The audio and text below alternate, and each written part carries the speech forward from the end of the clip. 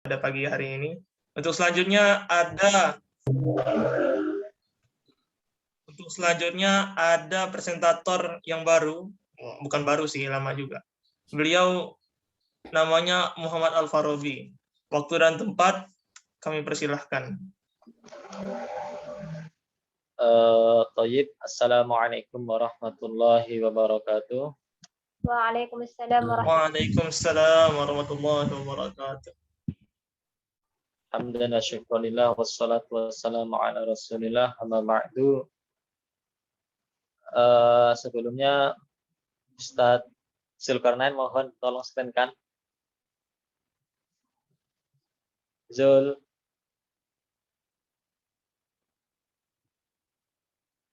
Gak ada kabar ya, Zul? Bentar. Jul, jangan turu, Jul. Oke, bentar, kalau gitu saya masuk lewat laptop dulu ya. Zul.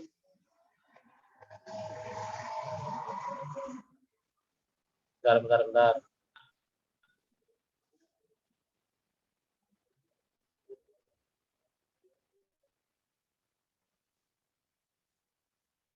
Tidur kayaknya orang ini.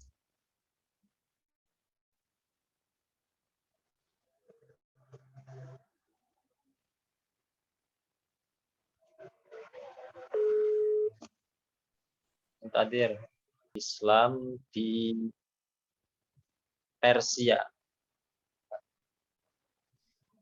Sebelumnya kalau kita meneliti sejarah, bahwasanya Persia itu kan sebelum Islam masuk ke Persia, salah satu dinasti kekaisaran terbesar sepanjang sejarah yang menguasai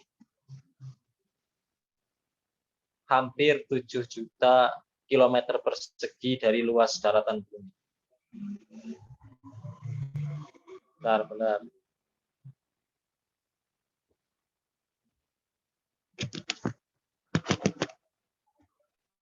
Mana sih? Saya screen benar ya.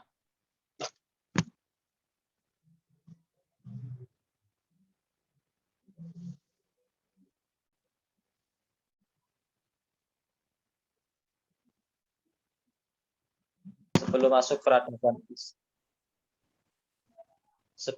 peradaban Islam di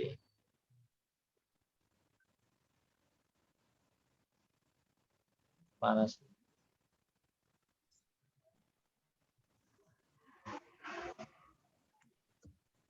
Udah jadi belum, Mang Dur? Asasa Mang Dur olah. Manzurah, Ustaz. Ya? Belum. Udah.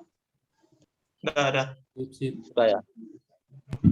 Sebelum masuk peradaban Islam di Persia, maka kita lihat bahwasanya Persia adalah salah satu kerajaan. Salah satu kerajaan yang sangat besar bahkan sebelum Islam datang ya. Yang menguasai hampir 7 juta daratan bumi, meliputi Asia Tengah, daerah Iran, Azerbaijan, Timur Tengah lainnya, dan daerah-daerah lainnya. Lah Islam sebenarnya mulai masuk itu zaman mulai kekhalifahan Umar bin Khattab yang datang ke daerah Iran untuk menguasai menyebarkan Islam di daerah situ. Akan tetapi pada masa itu di daerah Persia belum didirikan yang namanya kerajaan tersendiri, tetapi masih dalam kekuasaan pada Khalifah Ur-Rasyidin, Bani Umayyah, dan Bani Abbasiyah. Barulah setelah keruntuhannya Daulah Abbasiyah, baru akan berdirinya yang namanya kerajaan yang berdiri sendiri di tanah negeri Persia, yaitu kerajaan Safawi, yang nantinya akan menjadi sejarah berdirinya negara sekarang, yaitu negara Republik Islam Iran, gitu ya. kerajaan Safawi sendiri itu berdiri mulai tahun 1501 Masehi sampai 1736 Masehi. Kalau kita lihat sejarahnya, bahwasanya Safawi itu dulu awalnya bukanlah suatu kerajaan, bukanlah suatu gerakan politik, akan tetapi menjadi salah satu kajian-kajian keagamaan, yaitu kajian Thariqat, tarekat, yang dipimpin oleh Syekh Ishaq Safiuddin, ya, tetapi lebih dikenal dengan nama Safi al-Din, yang berada di daerah Ardabil Azerbaijan gitu ya, yang merupakan gerakan Thariqah ya.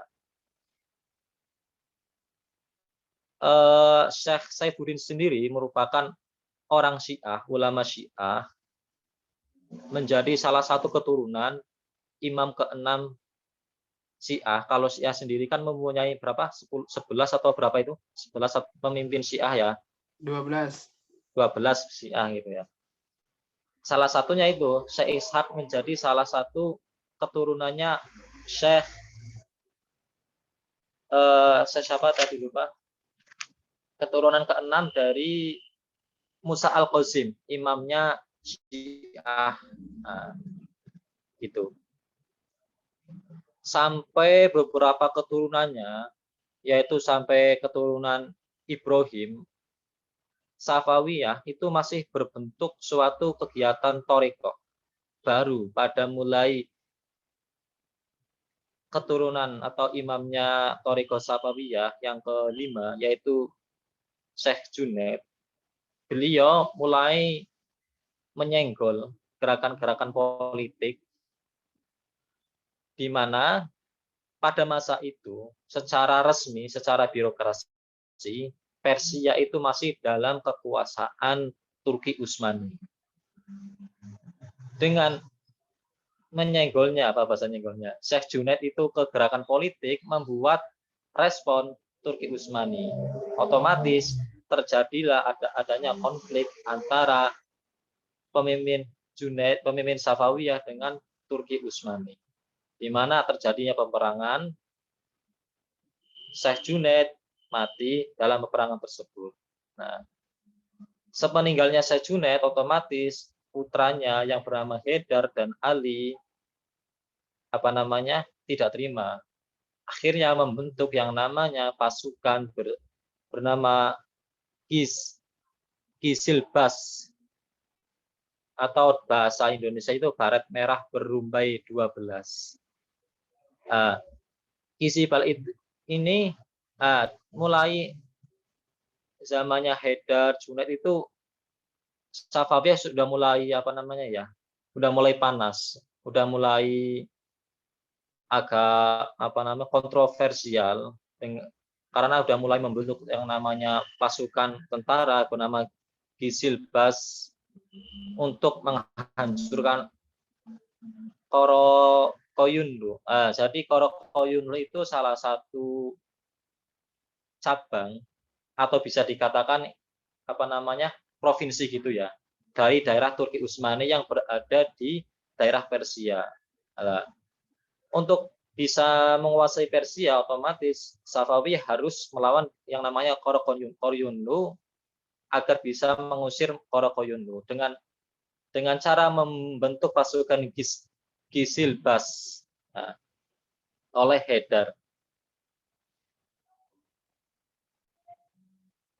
Pada peperangan tersebut antara Korokoyunlu dengan Gisilbas, Gisilbas itu bekerja sama dengan Akoyunlu. Jadi beda antara Korokoyunlu sama Akoyunlu. Itu juga salah satu suku Turki di daerah Persia untuk melawan Korokoyunlu. Korokoyunlu kalah karena oleh Gisilbas karena bekerja sama juga gitu. Tetapi Haidar juga mati. Setelah kalah, Korokoyunlu juga menyerang lagi Gisilbas, yang terjadinya matinya Haidar. pada tahun 1501 Masehi, Ismail. Nah, Ismail ini putranya Haidar atau cucunya tadi Junaid yang akan menjadi pemimpin pertama kerajaan Safawiyah. Nah, tahun 1501 Masehi, Ismail dan pasukannya menyerang Korokoyunlu dan berhasil mengalahkannya. Atas kemenangan tersebut, Ismail memproklamirkan berdirinya kerajaan Safawiyah. Gitu ya. Itu sejarah berdirinya kerajaan Safawiyah. Kalau kita lihat dari bentuk kerajaan Safawiyah, itu bentuk kerajaan yang berideologi Syiah. Nah, pada masa itu, pada abad yang sama, itu daerah sana itu ada 3 kerajaan yang besar. 3 kerajaan besar itu setelah runtuhnya Abbasiyah ya. Ada kerajaan Turki Utsmani. Turki Utsmani ini berideologi Sunni. Kemudian ada kerajaan Safawiyah berideologi Syiah yang berada di daerah Persia. Dulu ibu kotanya di Tigris, kemudian dipindahkan ke Isfahan. Kemudian ada kerajaan Mughal. Mughal itu berada di India, juga berideologi Sunni gitu ya. Untuk silsilah pemimpin Safawiyah. Tadi kan pemimpin Safawiyah sebelum terbentuknya suatu dinasti. Yang ini baru pemimpin Safawiyah setelah terbentuknya dinasti. Ada 11. Pertama tadi Ismail. Ismail sendiri itu yang pemimpin pertama. Pemimpin pertama dalam membentuk kerajaan Safawiyah. Dari 11 pemimpin ini, kalau kita lihat dari sejarah, cuma ada 2 pemimpin yang berhasil memajukan kerajaan Safawiyah selama 3 abad. Yaitu pertama Ismail dan Abbas I. Ismail mempunyai bakat atau mempunyai sejarah berdirinya kerajaan Safawiyah. Pada masa ini Ismail itu banyak menguasai daerah-daerah Persia, hampir seluruh daerah Persia termasuk Azerbaijan, bahkan telah menguasai daerah-daerah kekuasaan Turki Utsmani termasuk Syria, terus Anatolia sama Persia seluruh keseluruhan gitu. Tetapi dengan menguasainya daerah-daerah, dengan merebutnya daerah-daerah Turki Utsmani membuat marah kerajaan Turki Utsmani yang dipimpin oleh Sultan I itu.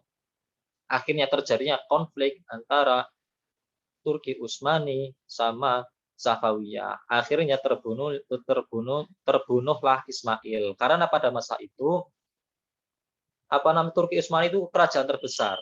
Lah, Safawiyah masih kerajaan belum besar, masih ecek-ecek, otomatis ya kalah gitu ya. Gitu. Selain itu, yang membuat terjadinya peperangan, persaingan antara Turki Utsmani dengan Safawiyah itu ya adanya imperium, perebutan kekuasaan daerah. Di sisi lain juga ada yang kalau kita baca dalam sejarah itu Safawiyah itu memulai konflik dahulu, termasuk yaitu melakukan ekspansi tadi ke daerah-daerah kekuasaan Turki Utsmani, melakukan pembunuhan massal di daerah Irak.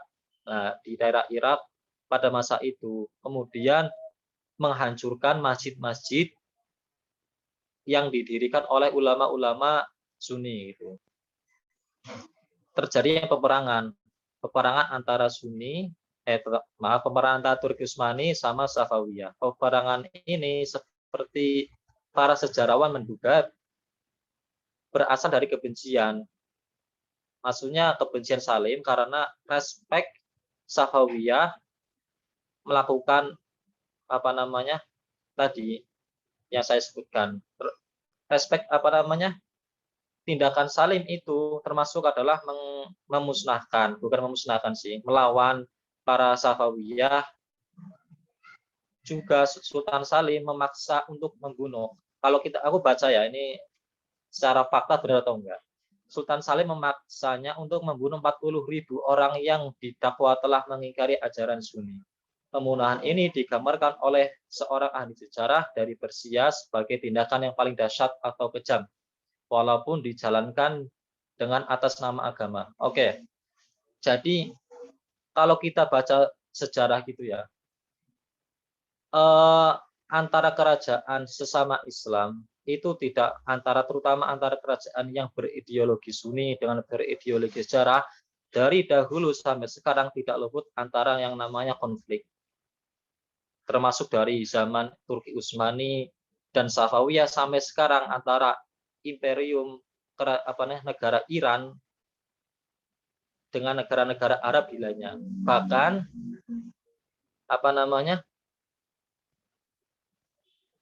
kalau sekarang, kalau kita sedikit nyenggol ke dunia politik, antara Arab Saudi sama Iran, ini secara politik itu sangat panas.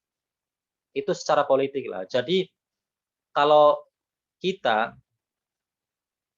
melihat itu secara bijak, sebenarnya antara konflik antara orang Islam, antara Syiah dengan Sunni, itu sebenarnya tidak murni karena urusan agama, tetapi lebih cenderung ke urusan politik, urusan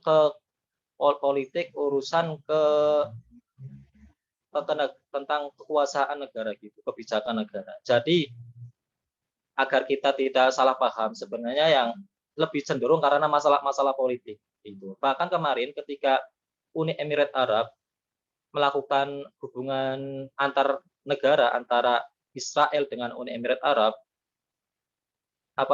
Iran itu tidak terima, akan tidak segan-segan akan menghancurkan Uni Emirat Arab. Bahkan setelah itu ada ungkapan gini, kalau Arab Saudi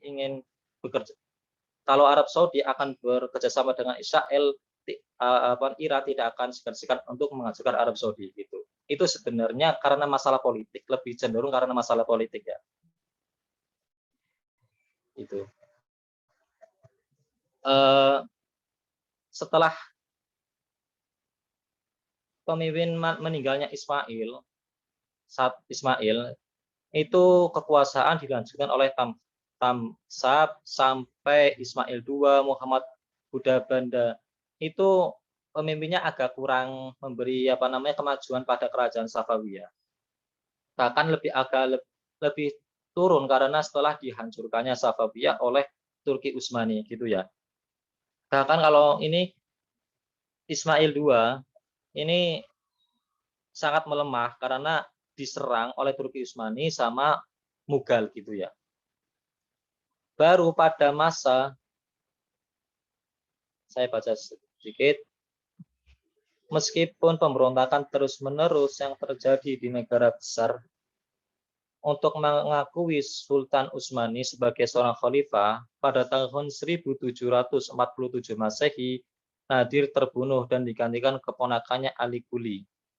Di masa pemerintahannya negara Persia tersebut mulai mundur. Dengan demikian orang Turki Utsmani menikmati rasa perdamaian di dunia timur seperti halnya di Eropa. Jadi memang setelah meninggalnya Ismail sampai khalifah keempat, sampai pemimpin yang keempat itu Safawi melemah. Tetapi masih ada kerajaannya meskipun agak kecil. Baru pada pemimpin yang kelima, yaitu yang dipimpin oleh Abbas I, baru baru Safawiyah bangkit lagi, dan pada masa ini Safawiyah berada di puncak-puncaknya kerajaan Safawiyah. Itu. Adapun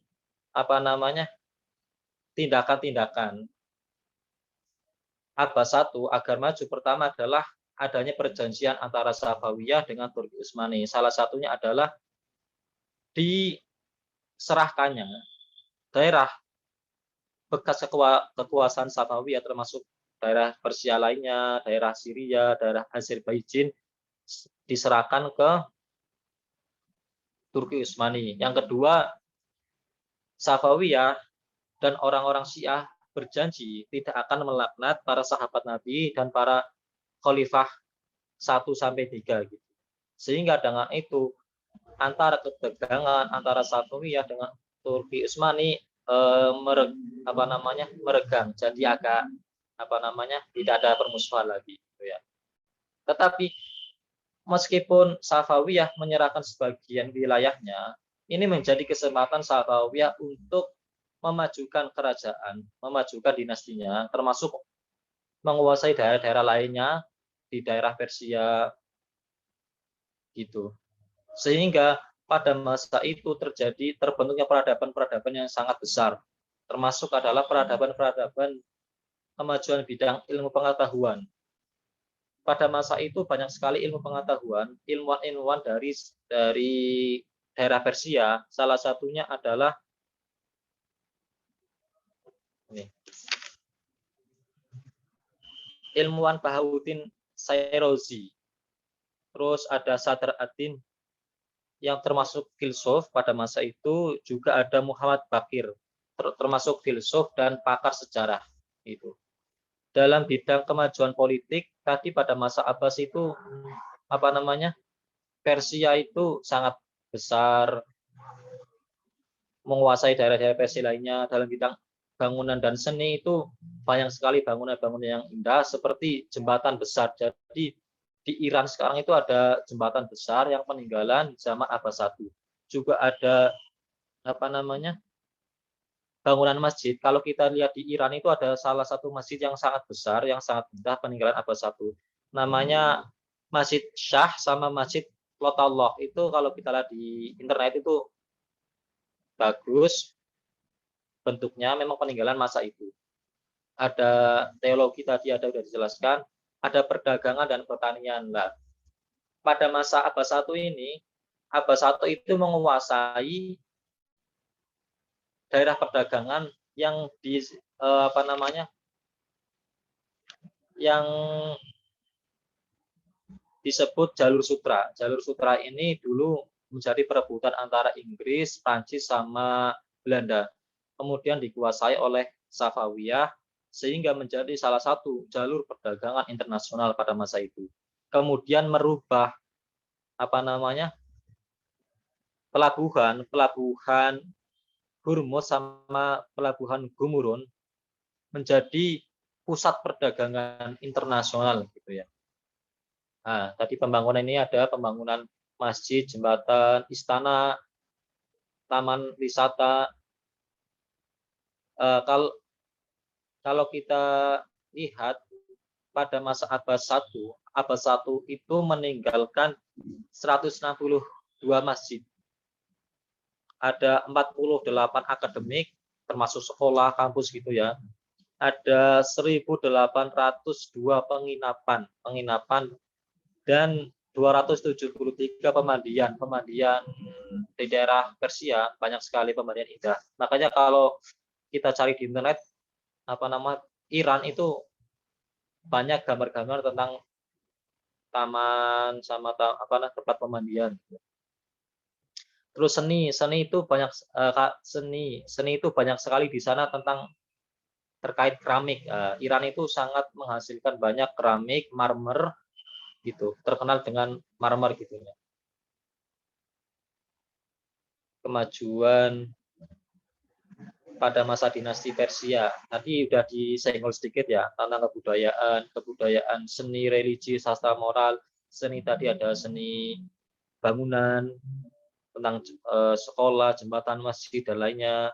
Terus politik, ekonomi tadi tentang jalur sutra sama pusat perdagangan internasional. Terus politik, Abbas merebut kerajaan lainnya, ekonomi itu merubah pelabuhan Gumurun sama Hormuz menjadi pusat perdagangan. Sains tadi tentang ilmuwan-ilmuwan tentang termasuk Bahauddin, Sadr ad-Din dan Muhammad Baqir. Nah, yang terakhir adalah tentang kemunduran pada masa dinasti Persia. sepeninggalnya Abbas I, setelahnya itu pemimpinnya itu agak kurang tekun ya, melemah. Termasuk pemimpinnya yang tadi suka minum-minum keras, meskipun jadi pemimpin tapi tidak terlalu ngurusi politik, sehingga masyarakat Persia sendiri pada masa itu bodoh amat lah pada kerajaan, karena ya pemimpinnya begitu. Terus pada masa setelah Abbas I meninggal, banyak penindasan, pemerasan terhadap Turki Utsmani, terhadap Sunni untuk memaksanya masuk ajaran Syiah. Terus ada penindasan yang melahirkan pemberontakan yang dipimpin oleh Mahmud Han. Mahmud Han itu ya dari Turki Utsmani, dan terjadinya peperangan ya. Jadi dalam sejarah semua kepemimpinan Persia Safawiyah itu tidak luput antara peperangan antara Turki Utsmani sama Safawiyah, yang akhirnya pada masa terakhir, masanya siapa ini tadi? Pada masanya Abbas III, Turki Utsmani itu hancur oleh Turki Utsmani, Safawiyah hancur oleh Turki Utsmani yang dibantu oleh Rusia juga. Mungkin itu dari saya. Terima kasih. Wassalamualaikum warahmatullahi wabarakatuh. Waalaikumsalam warahmatullahi wabarakatuh. Baik, terima kasih atas pemaparan dari saudara Al-Farabi. Selanjutnya, untuk pemateri yang ketiga akan disampaikan oleh Ustazah Mukhlisah. Kepada beliau, waktu dan tempat kami aturkan.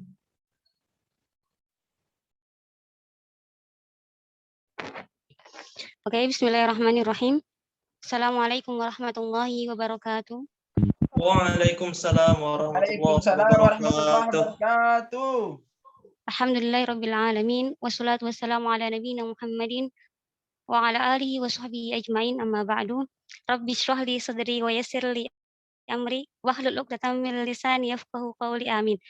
Insyaallah di pagi menjelang siang ini Ana akan mempresentasikan tentang dinasti Buwayhi dan dinasti Saljuk. Oke. Sebelum kita memasuki dinasti Buwayhi, alhamdulillah tadi Akhina Afik udah menjelaskan tentang 5 periode yang ada di dinasti Bani Abbasiyah. Dari 5 periode ini kita akan memasuki ke periode ketiga, yaitu periode masa pengaruh dinasti Buwayhi pada tahun 945 sampai 155 Masehi. Jadi dinasti ini itu berada di masa dinasti Abbasiyah. Oke, next. Lanjut. Oke. Dinasti Buwayhi yang pertama. Dinasti Buwayhi adalah itu rezim Syiah dalam kekhalifahan Abbasiyah. Bayangkan di sini adanya dinasti ini tuh dari tahun 945 sampai 155 Masehi. Itu sekitar 110 tahun. Dinasti ini memegang kekuasaan pada masa dinasti Abbasiyah. Oke, lanjut. Oke, insya Allah kita akan bahas di dinasti Buwayhi ada 3 yang akan kita bahas. Yang pertama, sejarah berdirinya Bani Buwayhi. Nomor 2, prestasi Bani Buwayhi. Nomor 3, kehancuran Bani Buwayhi. Oke, lanjut.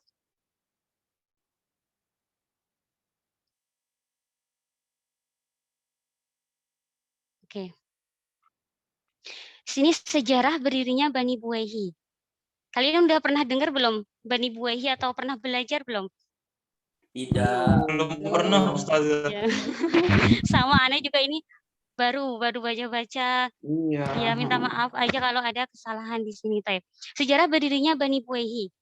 Dari bawah ya, dari sini dibangun oleh 3 bersaudara yaitu Ali, Hasan, dan Ahmad.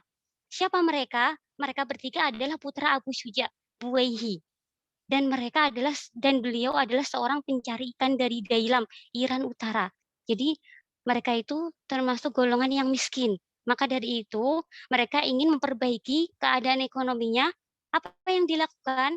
Oke, mereka masuk ke militer, memulai karir sebagai prajurit, bergabung dengan pasukan Makan Ibnu Khalid. Siapa itu Makan Ibnu Khalid? Salah seorang panglima perang Khilafah Abbasiyah dari Dailam. Lah lanjutnya, setelah pamor panglima ini tadi, itu tersebut, kenapa Asbarin ketawa? Mungkin bahasa Ana yang kurang bagus ya. Oke. Bukan, lucu aja sih. Enggak, Ustazah, lanjutkan saja Ustazah, nggak usah diperdulikan. Ana Lanjut, sebenarnya fokus. Ana sebenarnya kurang pede emang kalau ngomong bahasa Indonesia Bukan ini latihan. pode, tapi lembut banget. Iya. Oke. Setelah pamor panglima tersebut meredup, mereka bergabung dengan pasukan Mardawij Ibnu Zayyar Ad-Dailami. Lah di sini karena prestasi yang gemilang, Mardawij mengangkat Ali sebagai gubernur Karaj. Dan kedua saudara yang lain pun mendapat kedudukan penting lainnya. Nah, dari sini, dari Al-Karaj itulah ekspansi kekuasaan, ekspansi ini perluasan wilayah dimulai oleh Bani Buwayhi. Lanjut. Oke, upaya-upaya apa yang dilakukan oleh Bani Buwayhi setelah mendapat menjadi gubernur di Al-Karaj? Oke, Ali berhasil menaklukkan daerah-daerah di Persia dan menjadikan Shiraz sebagai pusat pemerintahan. Itu yang pertama. Terus selanjutnya, Mardawij meninggal. Bani Buwayhi berhasil menguasai beberapa daerah-daerah seperti Rai, Isfahan, dan Jabal. Oke. Setelah itu apa yang dilakukan? Menyetorkan upeti atau sejumlah uang untuk perbendaharaan negara. Dari sinilah Bani Buwayhi itu mendapat legalisasi dari Khalifah Abbasiyah yang bernama Ar-Razi Billah. Oke. Terus melakukan, nah ada ketika mendapat legalisasi, Bani Buwayhi ini melakukan ekspansi ke Irak, melakukan perluasan wilayah lagi ke Irak, Ahwas dan Wasit. Nah, di sini apa ya? Militer di Bani Buwayhi ini sangat kuat. Nah, di sisi lain, pemerintah Abbasiyah itu ternyata ada masalah di politiknya. Apa? Ada kekisruan politik akibat perebutan kursi Amir Umara antara wazir dengan petinggi militer. Yani Amir Umara ini yang paling tinggi, pejabat tertinggi di militer gitu. Jadi ada namanya perebutan. Terus apa yang dilakukan? Karena mereka tahu ya kalau Bani Buwayhi ini militernya lagi kuat, sangat-sangat ini kuat, maka para pemimpin militer meminta bantuan kepada Ahmad Ibnu Buwayh. Nah, akhirnya diiyakan, terus datang, pas kedatangannya itu disambut baik oleh khalifah dan akhirnya diangkat menjadi Amirul Umaro. Amirul Umaro ini pada Khalifah Al-Mustakfi. Ini Khalifah Al-Mustakfi seingat anak kemarin tuh beliau khalifah yang ke-22. Kalau Ar-Razi Billah itu yang ke-20. Ini ke-22. Taib langsung lanjut. Oke. Tadi Ahmad selain mendapat gelar Amirul Umaro, beliau juga dapat gelar Mu'iz ad-Daulah, penyokong negara. Sedangkan Ali bin Buwayh memerintah bagian selatan Persia, pusatnya di Shiraz, mendapat gelar Imad ad-Daulah atau disebut dengan tiang negara. Sedangkan Hasan ibnu Buwayh itu mendapat gelar Rukun ad-Daulah, Ar-Ruknu ad-Daulah. Nah, di sini pemerintah di bagian utara Isfahan dan Rai. Nah, terus apa yang terjadi di kepemimpinan Khalifah Abbasiyah? Nah, ini sejak itu kepemimpinan yang dilangsungkan oleh Khalifah Abbasiyah hanya kepemimpinan secara simbolis saja. Sedangkan pemegang kendali dipegang oleh Bani Buwayhi. Jadi masalah politik, keuangan, militer, semua yang megang adalah Bani Buwayhi. Seolah-olah Khalifah Abbasiyah itu boneka saja gitu sebagai simbolis. Khalifah itu ada berganti. Setelah Al-Mustakfi itu selanjutnya siapa-siapa sampai akhir gitu. Keadaan Khalifah lebih buruk daripada masa sebelumnya, terutama karena Bani Buwayhi adalah penganut aliran Syiah. Di sini Syiah Itsna Asyar. Sementara Bani Abbas adalah Sunni. Oke, lanjut. Nah, ini adalah peta kekuasaan Daulah Buwayyiyah. dinasti Buwayhi. Nah, di sini kan ada Imaratu Baghdad. Siapa tadi yang jadi pemimpin di Baghdad? Ada yang ingat? Lupa Ustazah, gimana dong? Abu Ja'far. Ahmad ya. Kalau di Shiraz tadi Ali ibnu Buwayh. Kalau di Roy tadi Hasan. Nah, oke lanjut. Yang warna hijau itu semua itu kekuasaan Daulah Buwayhi. Oke, lanjut. Oke, di sini yang kedua prestasi Bani Buwayhi. Dinasti Buwayhi mengalami perkembangan pesat ketika dinasti Abbasiyah di Baghdad mulai melemah. Di sini Ana akan membahas 3 prestasi, dinamika keagamaan, dinamika sosial politik, dan dinamika intelektual. Oke, lanjut. Di dinamika keagamaan, yang pertama bangkitnya aliran Mu'tazilah. Lahirnya ulama-ulama seperti Abu Bakar al-Ikhsyari dan Abu Husain al-Khayyat. Nah, di sini sebelumnya di masa Al-Mutawakkil, itu kan Al-Mu'tazilah nggak boleh ya.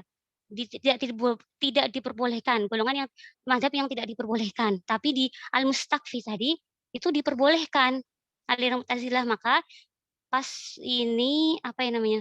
Lahirnya ulama-ulama Mu'tazilah seperti yang tadi Yana sebutkan. Terus berdirinya pusat-pusat pengajaran Syiah di berbagai kota termasuk Baghdad dan munculnya pemikir dan penulis Syiah. Akhirnya muncullah ini namanya mazhab Syiah. Tapi sebenarnya di sini itu Bani Buwayh itu tidak memaksa masyarakat untuk ini sih, untuk mazhab Syiah enggak. Mereka tetap aja gitu, tapi mereka Syiah tapi mereka tidak memaksakan orang untuk masuk agama Syiah gitu, mazhab Syiah. Saya lanjut.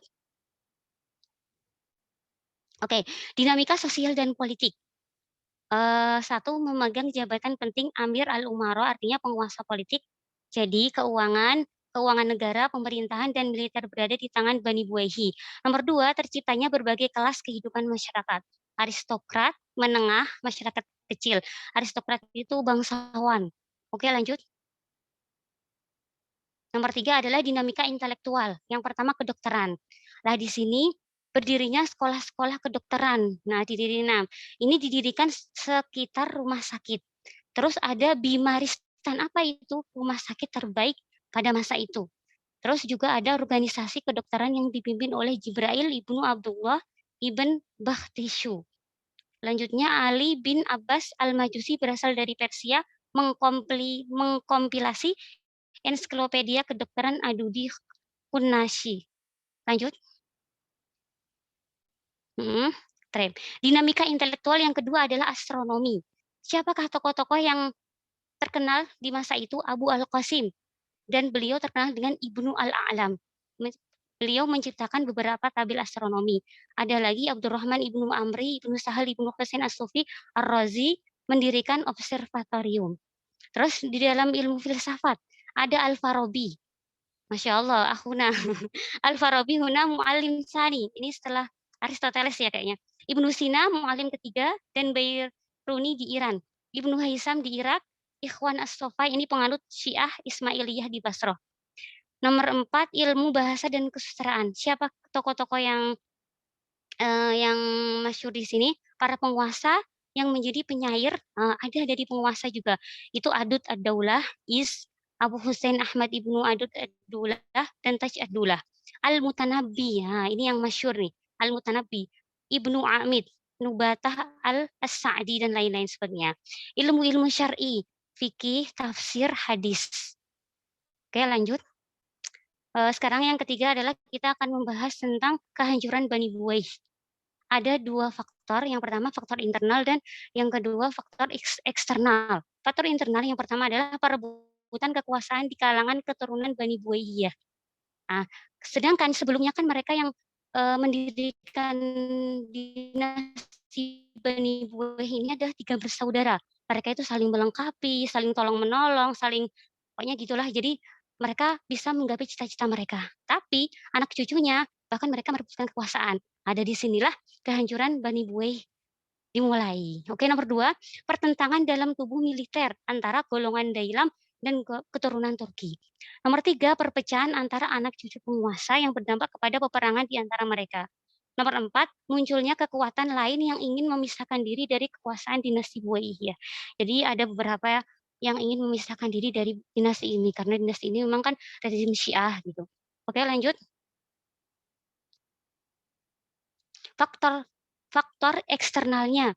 Yang pertama, semakin gencarnya serangan Byzantium ke dunia Islam. Itu nomor pertama. Nomor kedua, banyak dinasti-dinasti kecil yang membebaskan diri dari kekuasaan pusat di Baghdad. Nah, selain berdirinya dinasti Buayhi itu, ada dinasti-dinasti banyak dan dinasti kecil pada masa itu tuh banyak gitu. Nggak dinasti Buayhi saja gitu. Terus yang terakhir, faktor eksternalnya adalah mulai adanya serangan dari Bani Saljuk. Apa itu Bani Saljuk? Ini akan Anda bahas langsung setelah ini. Oke, lanjut. Jadi kita udah selesai ya dari Bani Buayhi, sekarang kita lanjut dengan Bani Dinasti Saljuk. Oke, bangkitkan kesatuan Islam yang nyaris tenggelam. Nah, dinasti Saljuk itu kayak pahlawan, karena bisa membangkitkan kesatuan Islam yang nyaris tenggelam. Nah, dari dinasti tadi, dinasti apa Buayhi. Lah, dinasti Saljuk ini termasuk periode yang keempat. Buayhi kan tadi periode ketiga di masa Abbasiyah. Lah, dinasti Saljuk ini periode keempat di masa Bani Abbasiyah. Yang kira-kira 2 abad. Nah, periode keempat ini dari tahun 155 sampai 199. Kira-kira mereka berkuasa sekitar 237 tahun. Oke, lanjut. Oke, apa yang kita bahas di dinasti Saljuk ini sama di dinasti Buayhi sama. Ya, ini yang pertama sejarah berdirinya Bani Saljuk, nomor 2 prestasi Bani Saljuk, nomor 3 kehancuran Bani Saljuk. Oke, lanjut. Oke, sejarah berdirinya Bani Saljuk. Kalau Bani Saljuk ini ada ya di YouTube, kalau pengen nonton filmnya tuh bisa gitu. Kalau Buayhi itu nggak ada kayaknya. Kalau Saljuk itu ada. Yang belum paham nanti bisa nonton. Oke. Loh, di mana ini tadi? Bentar. Oh, kepencet. Bentar. Mana layarnya? Oke. Sejarah berdirinya Bani Saljuk. Dinasti Saljuk merupakan kelompok bangsa Turki yang berasal dari suku Gus. Dinisbahkan kepada nenek moyang mereka bernama Saljuk Ibnu Tukak. Negara asal mereka itu terletak di kawasan utara Laut Kaspia dan Laut Aral. Dan mereka memeluk agama Islam pada abad keempat dan bermadzhab Sunni. Jadi mereka sebenarnya tuh udah Islam gitu. Madzhab mereka juga Sunni. Ini Saljuk, kepala suku Gus yang dihormati dan dipatuhi perintahnya. Pada mulanya, dia mengabdi kepada Beku. Beku itu seorang raja di Turkoman. Nah, di situ Saljuk itu dijadikan sebagai pemimpin tentara. Karena dia itu memiliki pengaruh besar terhadap masyarakat. Akhirnya masyarakat itu menghormati, pokoknya patuhlah dengan perintah Saljuk Ibnu Tukak ini. Lah di sini raja ini merasa bahwa ini bahaya gitu. Nanti dia mengambil kekuasaanku. Nah, akhirnya raja ingin membunuh Saljuk. Tapi Saljuk itu mengetahui keinginan raja sebelum ini dilaksanakan. Terus apa yang dilakukan? Saljuk bersama keluarganya berimigrasi ke daerah Jan sebelum disingkirkan oleh raja tersebut. Nah, di sini di daerah Jan itu mereka ternyata bermadzhab Sunni juga. Jadi enaklah gitu, udah bertemu sama-sama bermadzhab Sunni. Jadi mereka di sana sama keluarga sampai beranak cucu di sana. Tapi di sana itu ada yang namanya dinasti juga. Nah, nanti kita bahas sedikit lagi. Dan di sini perkembangan dinasti ini dibantu oleh situasi politik di wilayah Transoksania. Apa? Lanjut. Apa situasi politik itu? Oke. Ada persaingan politik di antara dinasti Samaniyah. Nah, di Jun itu ada namanya dinasti Samaniyah. Tapi penguasanya itu penganut Mu'tazilah dan masyarakatnya itu penganut Sunni. Sebenarnya Samaniyah tuh nggak suka sama Saljuk karena ini perbedaan mazhab. Tapi karena Samaniyah itu butuh di masa politik, misalkan perang kayak gini, maka keterima kayak gini. Dinasti Samaniyah dengan dinasti Koniyah, kan ini ada masalah ya, dinasti Samaniyah sama Koniyah. Saljuk ini membantu dinasti Samaniyah, terus menang. Tapi ketika dinasti Samaniyah dikalahkan oleh dinasti Ghazwaniyah, apa yang dilakukan Saljuk? Saljuk menyatakan memerdekakan diri. Nah, pada periode Tugrul Bek itu salah satu pemimpin yang pertama ya dari dinasti ini Saljuk, berhasil mengalahkan Ghazwaniyah pada tahun 429.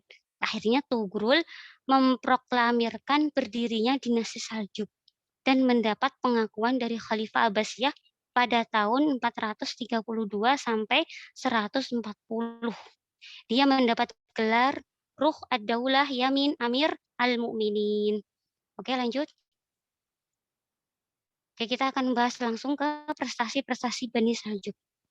Apa sih prestasinya? Kita akan bahas tentang dinamika keagamaan, sosial politik, dan intelektual. Dinamika keagamaan, perkembangannya akidah aswaja ahlus sunnah wal jamaah. Terus yang kedua, dinamika sosial politik, perluasan wilayah. Terus ada Kesultanan Saljuk terbagi menjadi 5 emirat. Terus ada membangun sarana prasarana seperti jalan raya, jembatan, pengairan, rumah sakit dan lain-lain.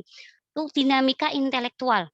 Berdirinya berbagai perguruan tinggi. Nah, di sini tuh ada perguruan tinggi yang terkenal itu Universitas Nizamiyah dan Hanafiyah di Baghdad. Munculnya para ulama, ahli kalam, politik, astronomi, filsafat, tafsir, dan tasawuf. Umar Khayyam, Takwimul Islam, penanggalan Islam. Oh, Umar Khayyam itu terkenal dengan penanggalan Islamnya. Terus ada ahli meteorologi. Siapa mereka? Ibnu Tufail, Ibnu Bajah, Ibnu Sina Al-Khazini. Terus ahli filsafat, Ibnu Rushd, Ibnu Tufail. Di ahli tasawuf, Al-Ghazali, Al-Jailani, Al-Qushairi. Di ahli penyair, Adib Sobir, Mu'azi, Al-Anwari, Al-Haqqani. Di tafsir, Zamakhsyari. Ini masyhur ya, Zamakhsyari. Terus teologi, Al-Ghazali, Al-Juwaini, Al-Baqilani, Nasiruddin, dan lain-lain sebagainya. Oke, lanjut. Yang terakhir adalah tentang sebab-sebab kehancuran Bani Saljuk. Yang pertama, ini ada 2 faktor. Ini anak masuk jadiin satu di sini. Ada faktor eksternal dan internal. Internalnya ini ada 3. Yang pertama, terjadinya perang saudara yang berlarut-larut, baik di antara putra Saljuk maupun tentara. Nomor 2, sistem pemerintahan yang nepotisme. Yang nomor 3, serangan dari orang Mamluk atau budak-budak yang menjaga putra-putra bangsawan. Ini adalah faktor-faktor internal dari kehancuran Bani Saljuk.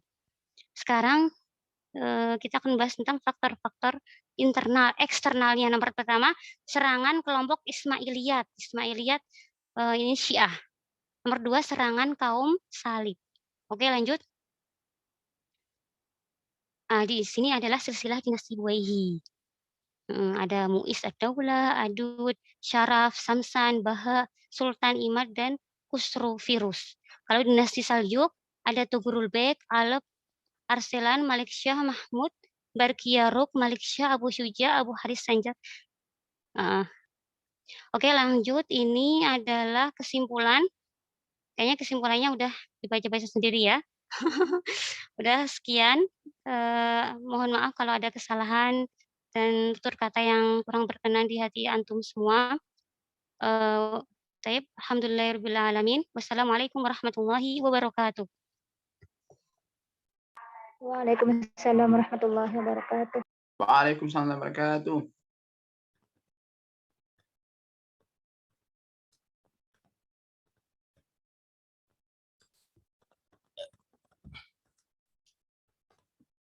Sudah kayaknya ya.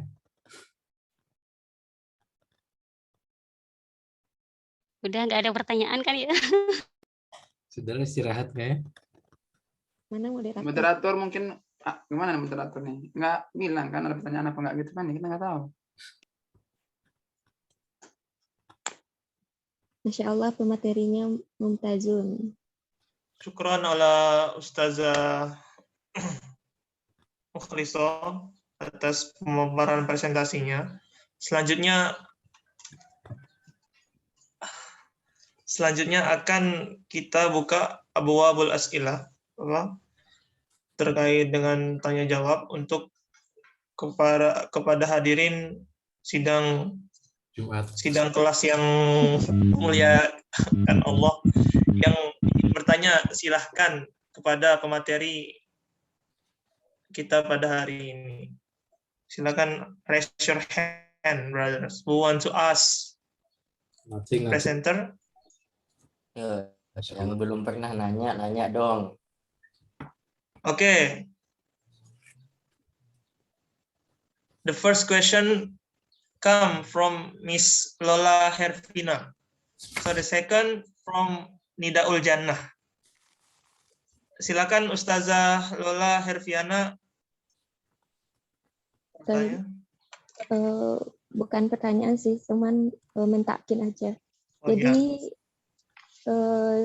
setelah Bani Buaihi dan Bani Salju itu muncul kerajaan Persia Samawi, atau apakah kerajaan Persia itu berdirinya itu sementara kerajaan Abbasiyah itu ada, yang Buaihi dan Salju itu, sementara di tempat lain itu ada kerajaan Persia, atau dia berganti gitu.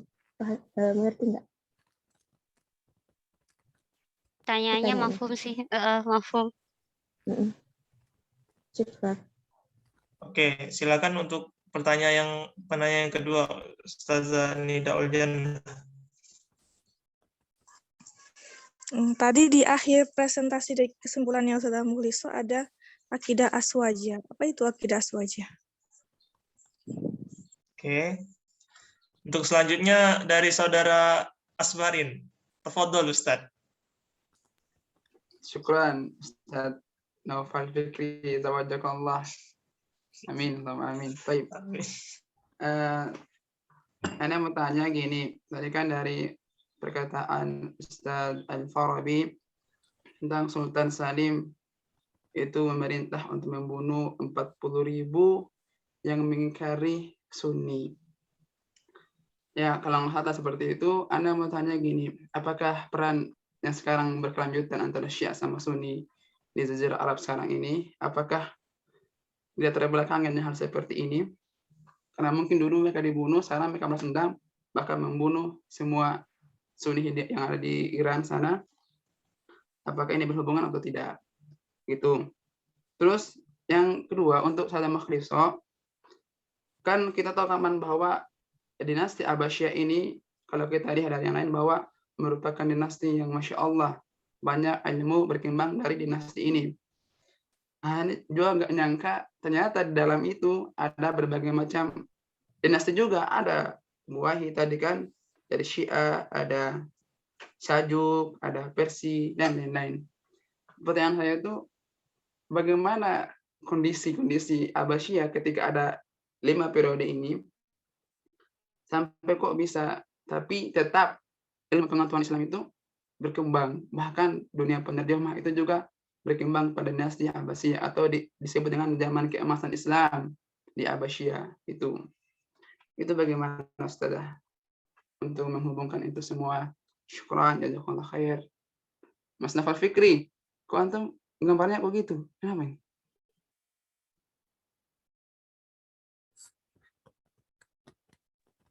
Nafal, jangan tidur kau. Loh, tidur ya kayaknya nih.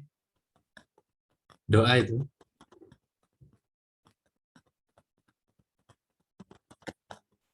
Sinyalnya hilang boleh. Sinyal.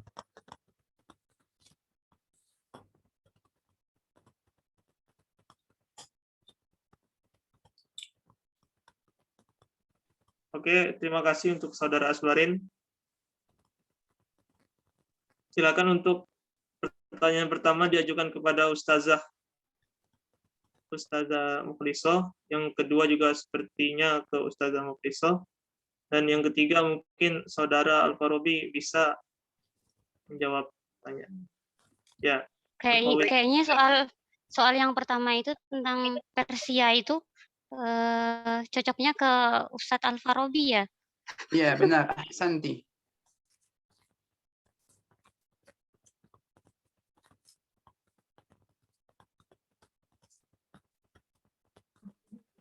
Tadi pertanyaannya Ustazah Lola yang tentang tadi apa? Bani Saljuk dengan Persia agak diulangi coba. Mohon diulangi. Ulangi ya. Jadi pada saat Bani Abbasiyah ada itu, pada periode ketiga atau keempatnya atau seterusnya itu, apakah kerajaan Persia itu sudah muncul di tempat lain atau hancur Abbasiyah baru muncul Persia gitu?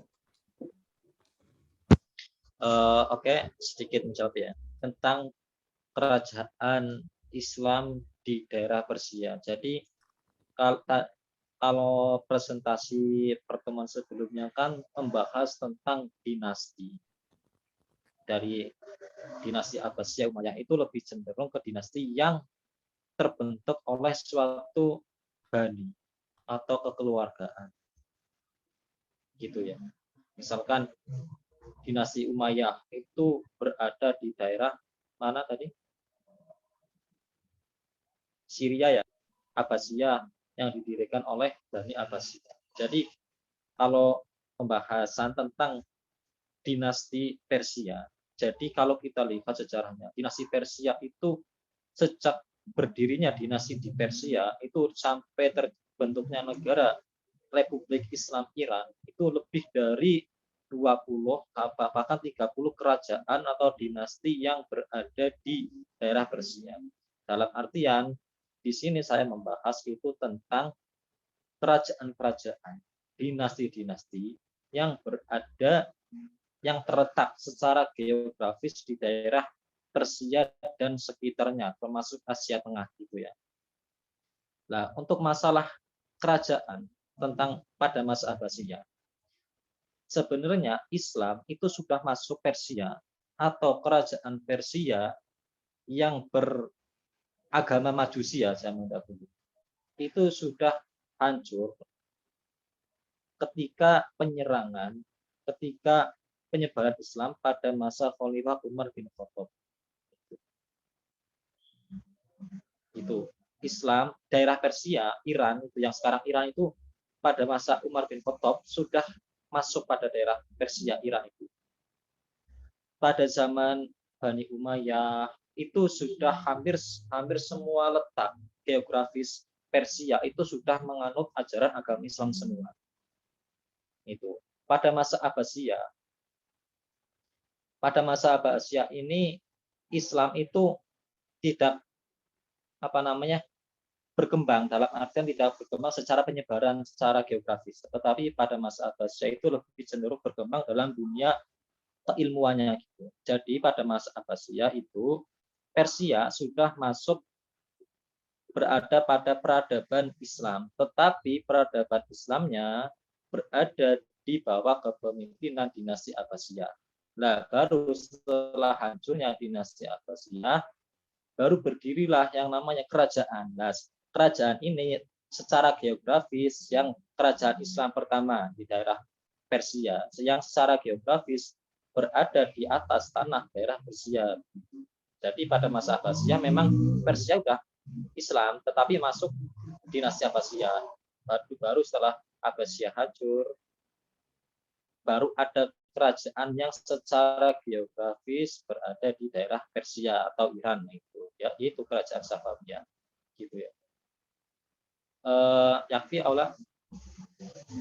Baik, Yakfi, syukran ala al-ijabah. Tadi juga menyangkut ada Turki Utsmani itu berarti apakah berarti Turki berarti banyak dinasti atau banyak kerajaan-kerajaan yang muncul bersamaan begitu ya?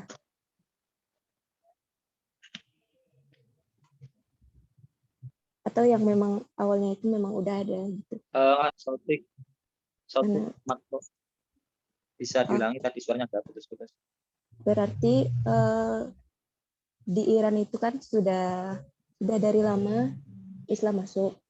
Nah, namun tadi juga Robi bilang ada penyerangan dari Turki Utsmani. Berarti kerajaan-kerajaan itu sama-sama sudah ada sejak lama berarti. Gini. Nah, setelah hancurnya generasi dinasti pertama, kalau kita generasi dinasti pertama itu ada dinasti Umayyah sama Abbasiyah. Setelah hancur baru ada generasi dinasti kedua, yaitu yang besar itu ada Turki Utsmani, Safawiyah dan Mughal. di sisi lain ada kerajaan-kerajaan kecil tadi kayak Bani Saljuk, terus yang lain-lain itu. Nah, itu generasi dinasti kedua. Nah, setelah generasi dinasti pertama yaitu Abbasiyah dan Umayyah hancur hilang, itu baru lahir yang namanya generasi kedua dinasti, yaitu yang diawali oleh Turki Utsmani yang berada di Konstantinopel di Turki. Nah, itu lebih dahulu berdiri dibanding Safawiyah. Nah, saat itu juga Persia setelah Abbasiyah hancur berdiri kerajaan Turki Utsmani, otomatis secara wilayah Persia itu masuk kerajaan Turki Utsmani yang dimana tadi ada kalau bisa dikatakan provinsi gitu ya, provinsi di Persia yang berada di kekuasaan Karakoyunlu tadi. Itu daerah di Persia tetapi masuk di bawah kerajaan Turki Utsmani. Nah, gitu. Sekitar nggak nyampe 100 tahun Turki Utsmani berdiri, baru Safawiyah berdiri gitu. Nah, berdirinya Safawiyah membuat respon Turki Utsmani. Bahkan kerajaan Mughal itu cuma berjarak beberapa tahun doang setelah berdirinya kerajaan Safawiyah.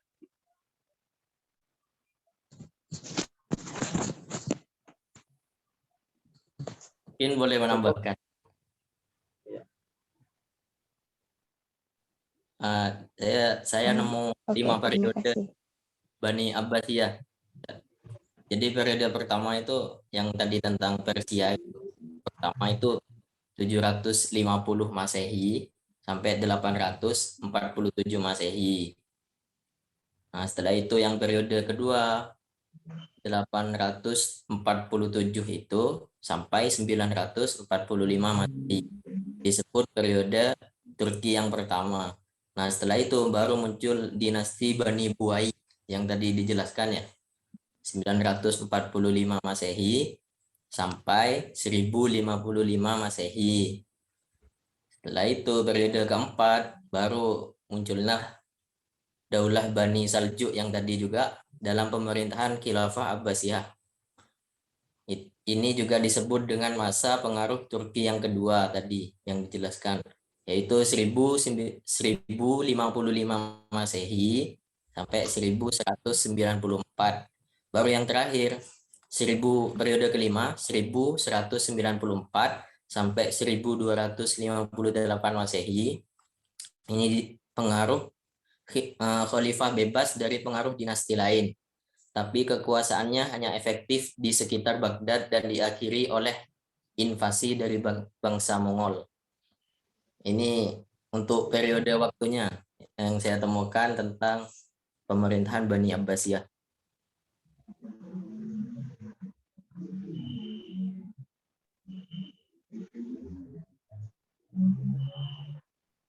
Syukron, mungkin bisa membantu. Tadi kan periodenya gak Ya, dibacain terima ya. kasih atas tambahannya. Bagaimana? Iya, ya.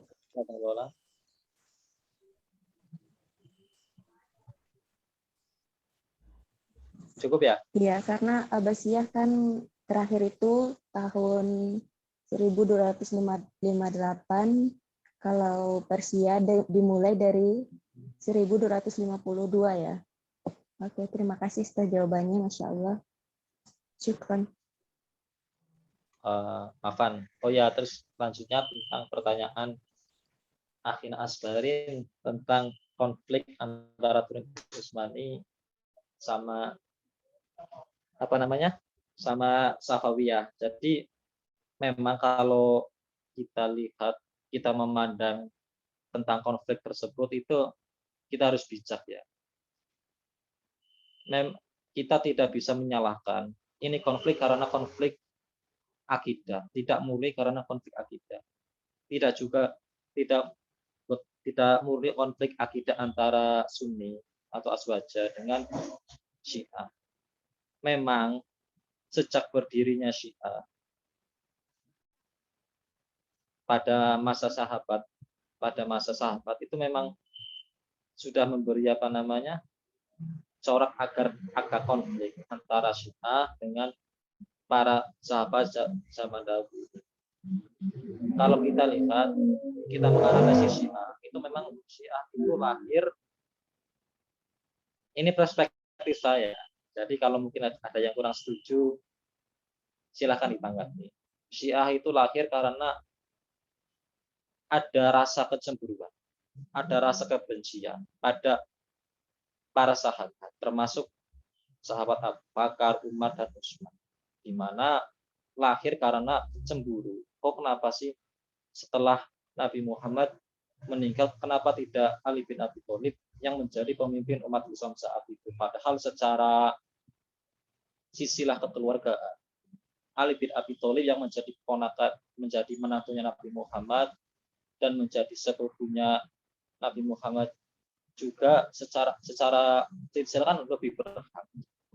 Tetapi pada masa itu Ali bin Abi Thalib secara umur belum mencukupi, dan sebagai kepemimpinan akhirnya Abu Bakar yang lebih senior itu diangkatlah dari pemimpin. Bahkan aslinya Khalifah Ali bin Abi Thalib itu ya tidak mempermasalahkan, akan tetapi kefanatikan para pendukungnya, yaitu para Syiah. Yaitu Syiah lahir terbentuk karena kecemburuan, yang akhirnya sampai sekarang Syiah itu ya masih ada rasa cemburu pada kelompok-kelompok Sunni. Jadi untuk masalah konflik antara Turki Utsmani dengan Safawiyah itu tidak murni karena konflik akidah antara Sunni dengan Syiah. Di sisi lain juga karena konflik karena masalah politik. Nah, tadi salah satu konflik politik adalah ketika Safawiyah merebut kekuasaan Turki Utsmani di daerah Syria, Anatolia, sama Azerbaijan yang pada masa itu dikuasai oleh Turki Utsmani. Pada saat itu juga Safawiyah merebut kekuasaan Turki itu secara barbar gitu ya. Secara barbar dengan menyebarkan pahamnya juga, sehingga otomatis sultannya Turki Utsmani membuat tindakan bagaimana agar kekuasaan Turki Utsmani direbut kembali. Akhirnya terjadi peperangan antara Turki Utsmani dengan Safawiyah yang di sisi lain. Nah, di sisi lain, secara pemahaman, secara akidah itu kan berbeda, otomatis oleh para ahli sejarah. Kalau saya baca sekilas itu oleh para ahli sejarah itu memang disalahgunakan bahwa ini dianggap karena konflik akidah. Jadi agar nama Islam itu tidak tercemar, itu tidak murni karena perang akidah yang antara Muslim saling perang, antar Muslim saling perang, kan itu membuat tidak murni karena masalah akidah, tapi ada juga masalah politik. Bahkan sampai sekarang Iran itu dulu memang nama Iran itu kan lahir dari kerajaan Safawiyah. Iran sampai sekarang kan ya secara ideologi masyarakatnya berpaham Syiah. Sedangkan negara-negara lain di sekitarnya termasuk Arab, Syria, Irak, dan lain-lain, Mesir kan berpaham Sunni. Nah, ketika mereka berbeda politik, ini dilenceng-lencengkan lah, disenggol-senggolkan antara konflik Sunni dengan Syiah lagi. Padahal karena ini masalah politik. Seperti hal kemarin ketika tahun berapa itu 2000 berapa perang saudara Irak sama Iran. Nah, itu kan aslinya perang politik, bukan perang akidah, tetapi disalah-salahkan bahwa ini perang akidah. Nah, ini yang kurang tepat. Kemudian kemarin juga ketika Uni Emirat Arab bekerja sama dengan Israel membentuk hubungan negara. Uni Emirat Arab membentuk kerjasama negara dengan Israel. Padahal negara-negara di Arab lainnya, termasuk Indonesia, Arab Saudi, Syria, Irak itu tidak mau bekerja sama dengan Israel. Hubungan antar negara lain itu membuat panas Iran, sehingga Iran ingin memberi ancaman pada Uni Emirat Arab, ingin menghancurkan Uni Emirat Arab. Begitu juga ketika Uni Emirat bekerja sama, ada ada desus-desus. Ini desus-desus doang. Jika Arab Saudi bekerja sama juga dengan Israel, Iran dari pemimpinnya sendiri Al-Khomeini tidak segan-segan akan menghancurkan Arab Saudi gitu. Jadi ini lebih cenderung karena masalah politik. Di sisi lain juga karena masalah pemahaman antara kita gitu ya. Bagaimana Akhina Asbarin? Jadi intinya bahwa konflik yang sekarang terjadi antara Syiah sama Sunni itu punya implikasi terhadap konflik yang telah berlalu.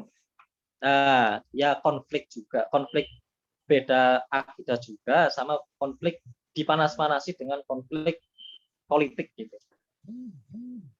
Jadi intinya ada hubungan gitu kan ya berarti antara sama ini, berarti intinya ada hubungannya kan antara atau enggak antara yang dulu tuh yang kata-kata bilang bahwa Sultan Salim kan memerintahkan untuk membunuh 40.000 orang yang mengingkari Sunni kan ya.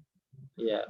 Jadi yang tanya itu apakah sekarang ketika Syiah membantu Sunni di Iran sana itu apakah ada implementasi antara ini atau ada sebab atau mungkin berhubungan antara kasus seperti ini Ustaz? Itu yang saya maksud dari pertanyaan saya tadi Ustaz. Sebenarnya udah dari dulu ya. Sebenarnya sebelum adanya konflik antara Turki Utsmani sama Safawi, memang dari dahulu selalu ada konflik antara Syiah dengan Sunni. Jadi kalau saya baca-baca gini ya, konflik itu disebabkan karena Syiah selalu mengusik ajaran Sunni, termasuk setiap khotbah di Iran zaman dahulu, khotbahnya itu isinya selalu menghina-hina para sahabat, mengkafirkan para sahabat gitu. Itu otomatis ya orang-orang Sunni tidak terima.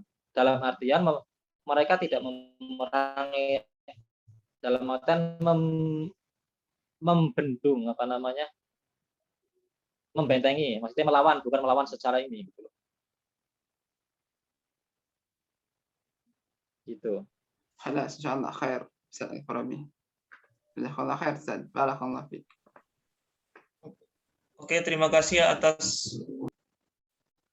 diskusi antara Asbarin dan Al-Farabi. Masya Allah, sangat istimewa sekali pertemuan kita pada siang hari ini. Selanjutnya akan disampaikan pertanyaan yang kedua. Tadi itu untuk Farabi 1 dan 3. Akan disampaikan oleh Ustazah Mukhliso. Silakan Ustazah Mukhliso untuk menjawab.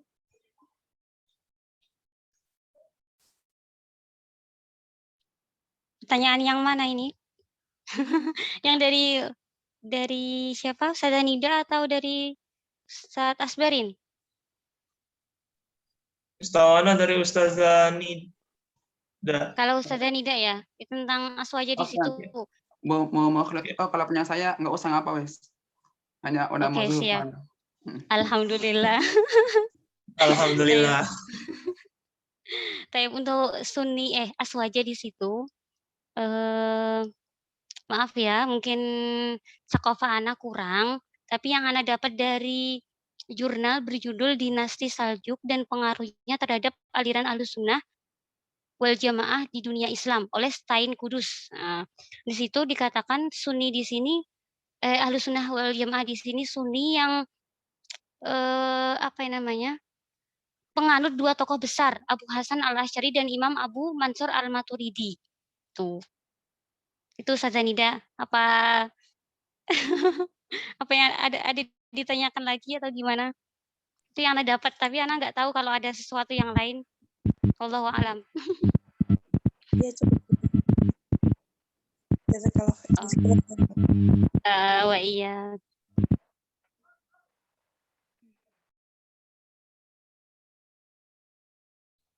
Alhamdulillah, acara diskusi antara kelompok kelompok berapa?